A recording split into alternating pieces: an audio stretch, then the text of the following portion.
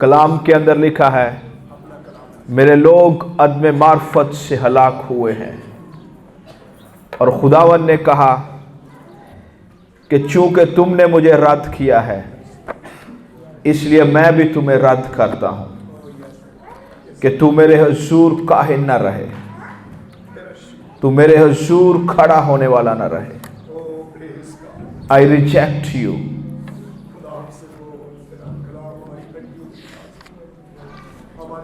Jesus, Lord, we praise you, we honor you. तेरा शुक्र हो। हमारे ज़हनों पर रूह के मसा को उंडेल, हमारी सोचों को बांध अपने कलाम के लिए, इन्हें खोल अपने कलाम के लिए। यीशु के नाम में इन्हें वसी कर अपने कलाम की खास समझ के लिए। जीसस मसीह के नाम में आमीन। और हम बात कर रहे हैं मुकद्दसों की खिदमत जब की जाती है तो क्या होता है।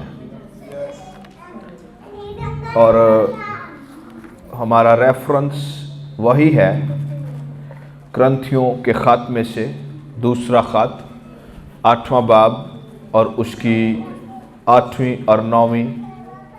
ये 2 आयात हैं जो बड़ी ख़ास हैं, जिन के चौगिर्द ये सारा जो कलाम का सिलसिला है वो घूम रहा है। और इसमें लिखा हुआ है, मैं हुक्म के तौर पर नहीं कहता, बल्कि इसलिए कि औरों की सरगर्मी से तुम्हारी मोहब्बत की सच्चाई को आजमाओ, क्योंकि तुम हमारे खुदावंद यीशु मसीह के फजल को जानते हो कि वो अगरचे दौलतमंद था, मगर तुम्हारी खातिर गरीब बन गया। क्यों बन गया? ताकि तुम, चर्च से बात हो रही है, मसीह यीशु अपने खादम के वसीला से अपने बदन से बात कर रहा है, चर्च से बात कर रहा है, ताकि तुम उसकी गरीबी के सबब से दौलतमंद हो जाओ। ओवर व्यू छोटा सा देखना चाहते हैं। ये जो खास हिस्सा है कलाम का, ये पॉल ने चर्च ऑफ कोरिन्थ को लिखा है, जिसमें वो मुकद्दसों की खिदमत है जो उस पे बात कर रहा है। और पॉल इस चर्च की जो मसीह के साथ मोहब्बत है और कलीसियाओं के साथ है, उसकी बात करता है।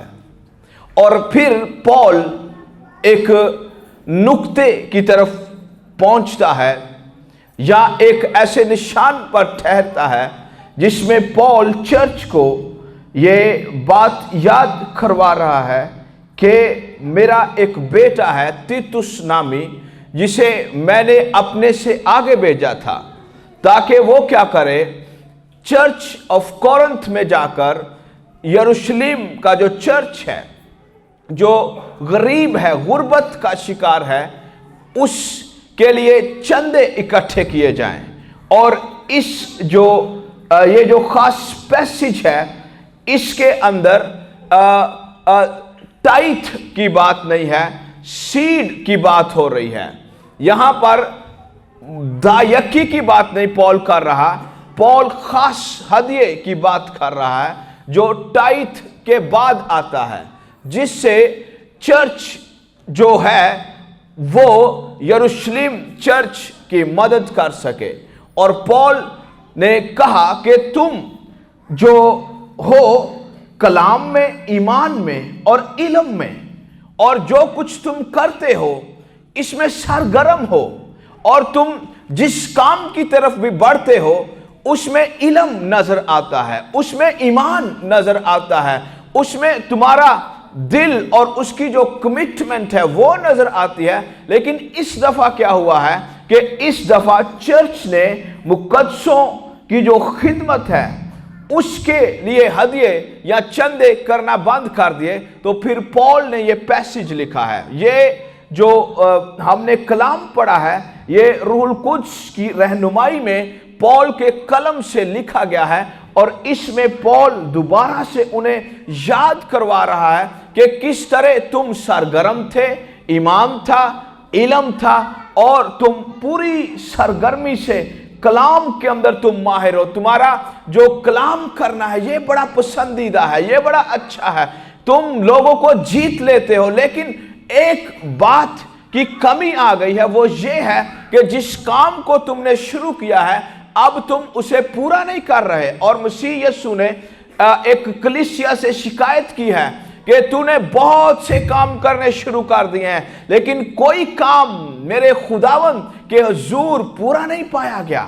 اور مسیح یسوع اس چرچ کو کہنا یہ چاہتا ہے کہ تو جس کام کے لیے بھی بڑھے یا جس کام کو کرنے کے لیے تیرے دل کے اندر خدا تحریک ڈالے اسے پورا کر۔ اور اس جگہ پر جو پول ہے، لکھاری ہے، کلام کا لکھنے والا ہے، وہ اپنے روحانی بیٹے کے وسیلہ سے چرچ آف کورنتھ کو ابار رہا ہے کہ وہ کام پورا کرو جو تم نے شروع کیا تھا، جو تمہارے اندر قائلیت تھی، کنوکشن تھی، اس پہ کام کرو۔ اور وہ کنوکشن یہ تھی کہ تم دینے والے تھے اپنے مقدور سے بھی زیادہ۔ پھر پول ایک چرچ کی اگزامپل دیتا ہے، مقدونیہ گریک مقدونیہ جو ہے یہ ایک شہر نہیں ہے، یہ اتنا بڑا خطہ تھا کہ جس کے اندر بہت سے علاقے تھے، جس کے اندر بیرا، فلپی اور تھسلونیکے اور بہت سے علاقے تھے جن کے اندر پول اپنے دوسرے مشنری سفر پر گیا ہوا تھا۔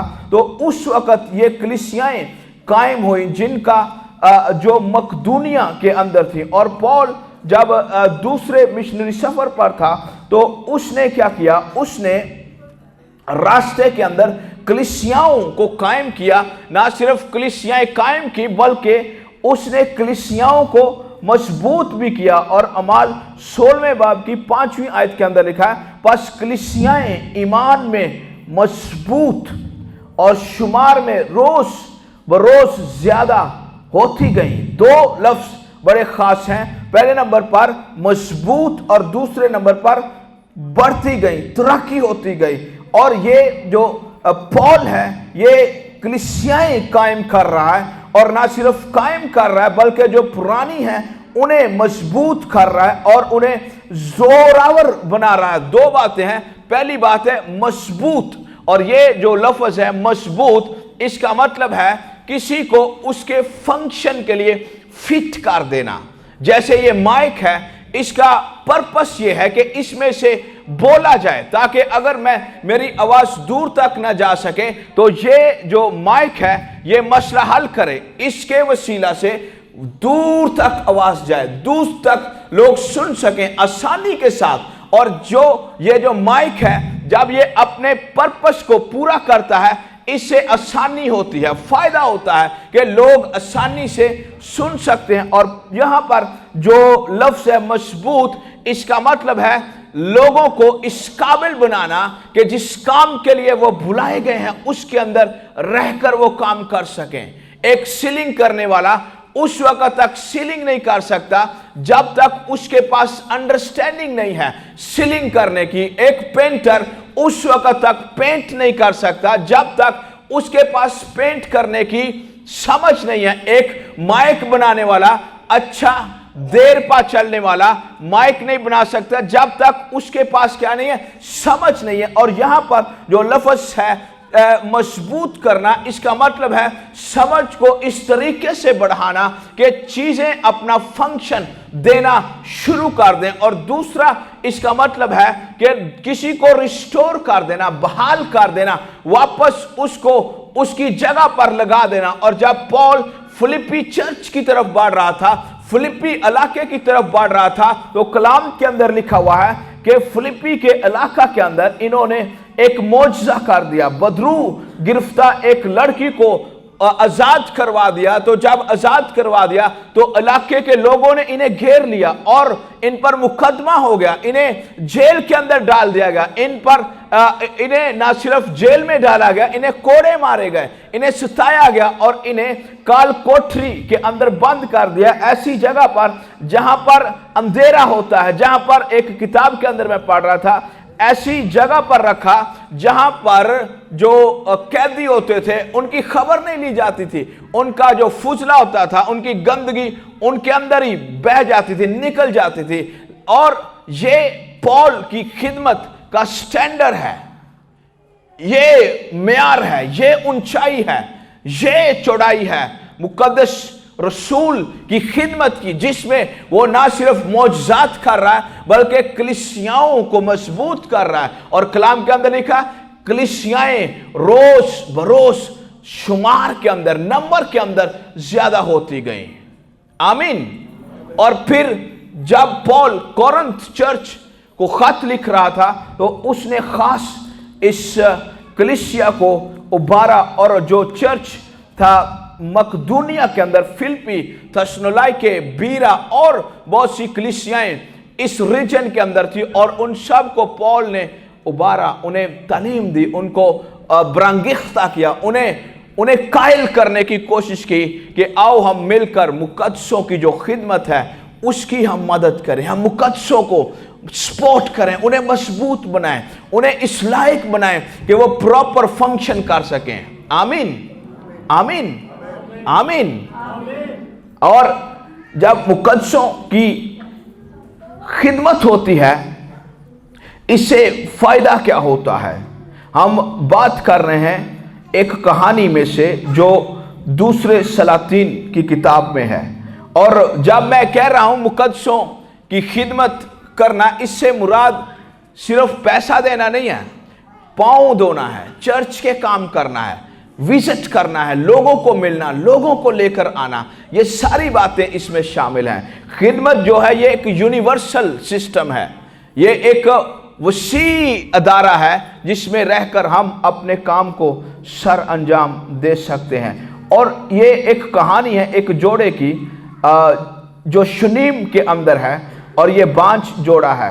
اور جب الیشا اور اس کا خادم اس فیملی میں آئے تو خدا نے ان کے دلوں کو کھولا اور انہیں سمجھ سے بھر دیا، انہیں خدا کی جو حضوری ہے اس کی سمجھ آنا شروع ہو گئی۔ تو جب انہیں خدا کی حضوری کی سمجھ آنا شروع ہو گئی تو ہوا یہ کہ انہوں نے ان کی جو خدمت ہے، ان کا جو دل ہے خدمت کے لیے، وہ پریکٹیکلٹی کے اندر بدل گیا، عمل کے اندر بدل گیا۔ جتنی سمجھ اچھی ہوگی اتنا اچھا آپ کام کر سکیں گے۔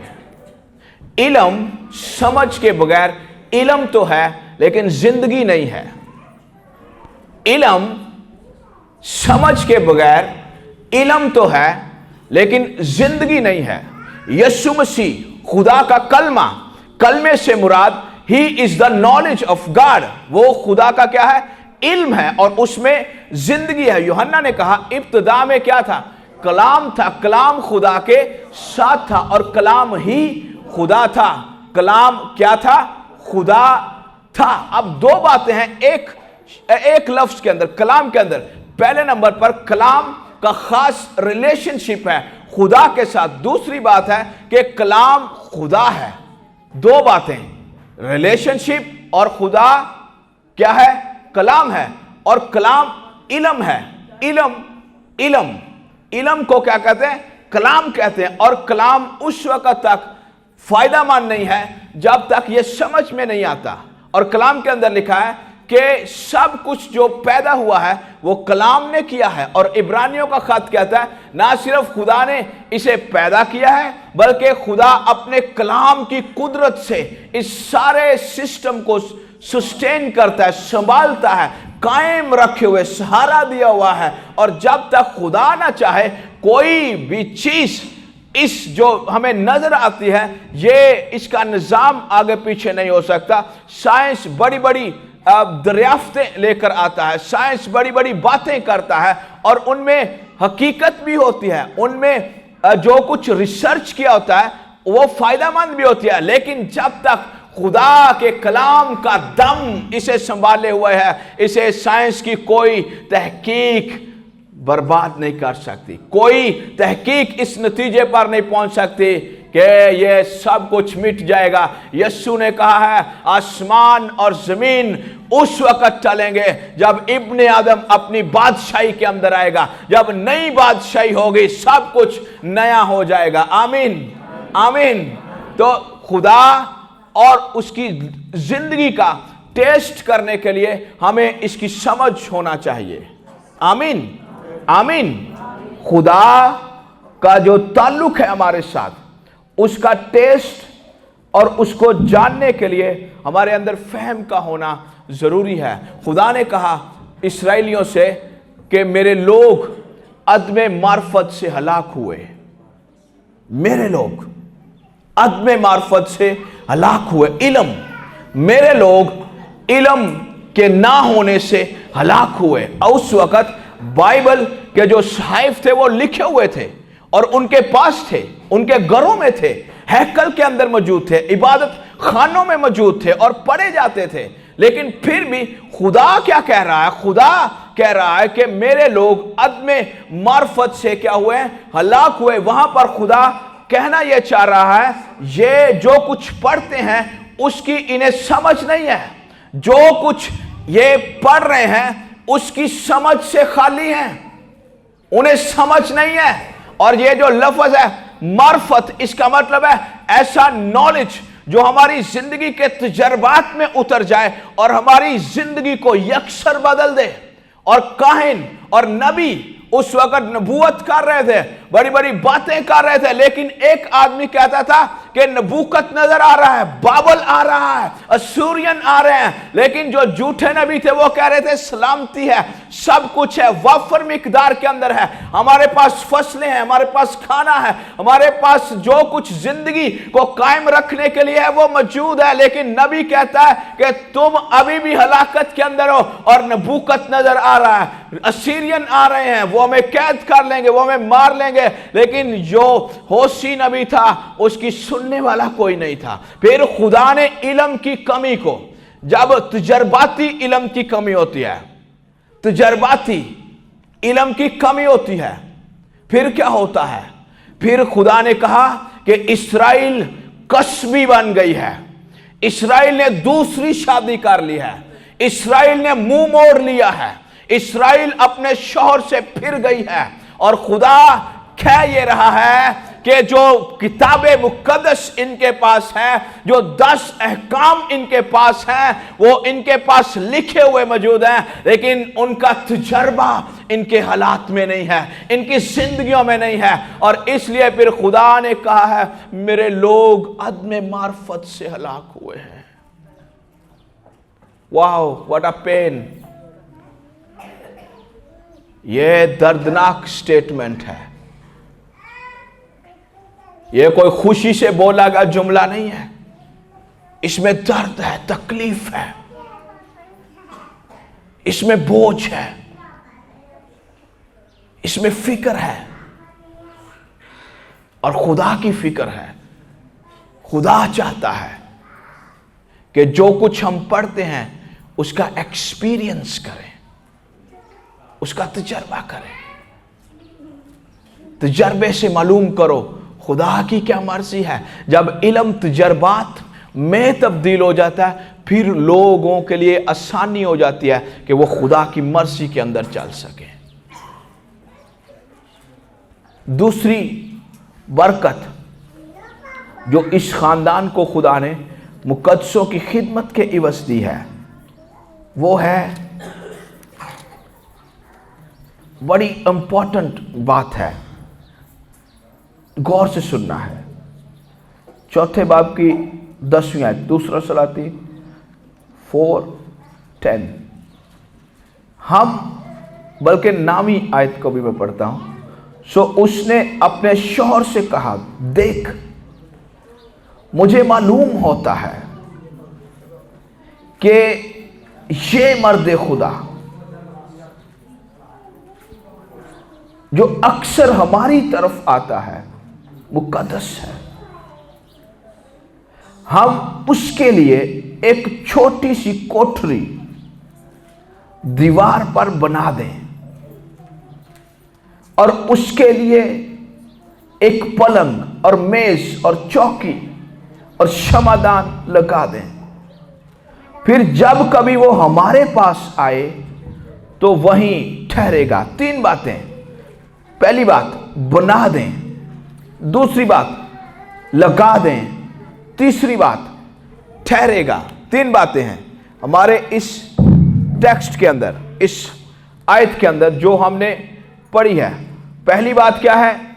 लगा दें, बना दें, ठहरेगा। बना दें, पहला लफ्ज है बना दें। ये बड़ा खास लफ्ज है इब्रानी डिक्शनरी के अंदर। जो इब्रानी डिक्शनरी है उसके अंदर इसका खास अपना एक मतलब है। उसके अंदर इसका मतलब है कि अकम्प्लिश करना। अकम्प्लिश कहते हैं कि आपने कोई काम शुरू किया है और आप उसे इख्तिताम तक लेकर गए हैं। आपने बुनियादों से काम शुरू किया। एक मिसाल के तौर पर आप बिल्डिंग बना रहे थे, आपने बुनियादों से काम शुरू किया है और अब वो काम उस लेवल तक पहुंच गया है कि उसको पेंट हो गया, सीलिंग करवानी है, सीलिंग हो गई है, पंखे लग गए, एसी की गुंजाइश है, एसी लग गया, अच्छी खिड़कियों की गुंजाइश है, सब कुछ लग गया। इसका मतलब होता है अकम्प्लिश का कि जिस काम को करने के लिए आपने कदम उठाया था आपने उसे पूरा किया है। इसे क्या किया है? पूरा किया है। पूरा किया है। और यही लफ्ज पहले बाब की पहली आयत में इस्तेमाल हुआ है। इब्तिदा में खुदा ने जमीन और क्या आसमान को बनाया। बनाया लफ्ज, वहां पे लफ्ज है बारा।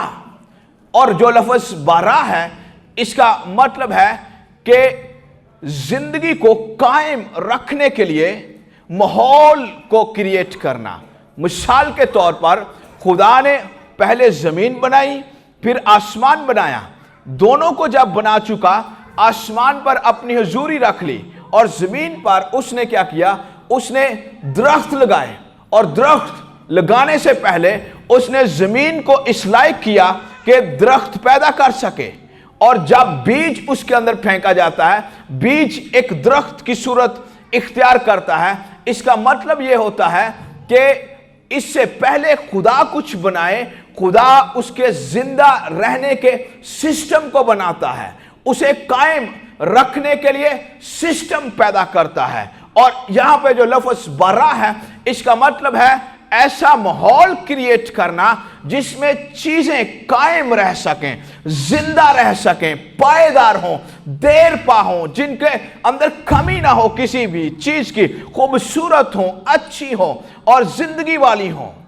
और लफ्ज बना दें, जब वो कह रहे हैं हम बना देंगे, एक कोठरी बना देंगे, असल में वो कह ये रहे हैं कि ये माहौल जो अलीशा के ऊपर है, ये हजूरी जो अलीशा के ऊपर है, ये मसा जो अलीशा के ऊपर है, ये जो अनॉइंटिंग, ये कॉलिंग, ये प्रॉफिट है, یہ نبی ہے. جو کچھ نبی کے اوپر ہے ہم کیا کرتے ہیں؟ ہم ایک ایسا ماحول کریٹ کرتے ہیں تاکہ مسا اس میں آ جائے, تاکہ اس کے اندر کالنگ آ جائے, اس کے اندر زندگی آ جائے, اس کے اندر جو کچھ الیشا جیسے خدا کی آواز سنتا ہے ہم بھی اسی طرح اس کی آواز سنیں. اور جو لفظ بنا دے ہیں وہ ایکچولی ایک اناؤنسمنٹ تھے کہ ہم خداوند کی حضوری جو الیشا پر ہے اسے اپنے خاندان کے اندر ویلکم کہتے ہیں, ویلکم کہتے ہیں, ویلکم کہتے ہیں, ویلکم کہتے ہیں. چیزوں کو زندہ ماحول رکھتا ہے, اور مسا وہ ماحول ہے جس میں چیزیں زندہ رہتی ہیں. اس کی مثال میں دینا چاہتا ہوں. الیشا مر گیا, پتہ نہیں قبر میں رکھے ہوئے کتنی دیر ہو گئی, کتنا عرصہ ہو گیا. ایک آدمی وفات پا گیا, رحلت کر گیا, اس کا جنازہ پڑا گیا, کندھوں پر تھا, وہ لے کر جا رہے تھے. راستے کے اندر لڑائی شروع ہو گئی, کسی فوج نے حملہ کر دیا, یہ ڈر کے مارے بھاگ گئے, اور پاس میں الیشا کی قبر تھی, ہڈیاں تھی اس کے اندر, اور انہوں نے کیا کیا؟ وہ مردہ ان ہڈیوں پر رکھ دیا. وہ مردہ ان ہڈیوں پر رکھ دیا. ان ہڈیوں کے اوپر مسا تھا, ماحول تھا, لائف تھی. وہ بندہ زندہ ہو گیا, اور وہ پریشان ہوندے ہون گے, اے اگے اگے پاج دے ہون گے, پیچھے وہ پاج دائے گا, اگے ہی خطرہ دوجہ اور واد گی جگ جانتے بن گئی. پہلے بھی جنگ لگی, مارنا جائیے, پھر مردہ زندہ ہو جائے, اور خطرے والی گال, اور ڈر والی گال, اور تیز ہو گئے ہون گے. اس بھائی کو ویلکم کہنے کے لیے دوبارہ زندگی کے اندر انہوں نے وہ اس سے بھاگتے ہوں گے, بھوت بھوت بھوت بھوت بھوت آ گیا, بھوت آ گیا. بہت دفعہ کیا ہوتا ہے, ہم نے مردہ چیزیں جو کندھوں پر اٹھائی ہوتی ہیں, خدا کی مرضی یہ ہوتی ہے ہم انہیں مسا والی جگہ پر لائیں تاکہ خدا انہیں زندہ کرے, تاکہ خدا ان کے اندر بحالی لائے, تاکہ خدا ان کے اندر ریوائیو کرے, دوبارہ سے لائف.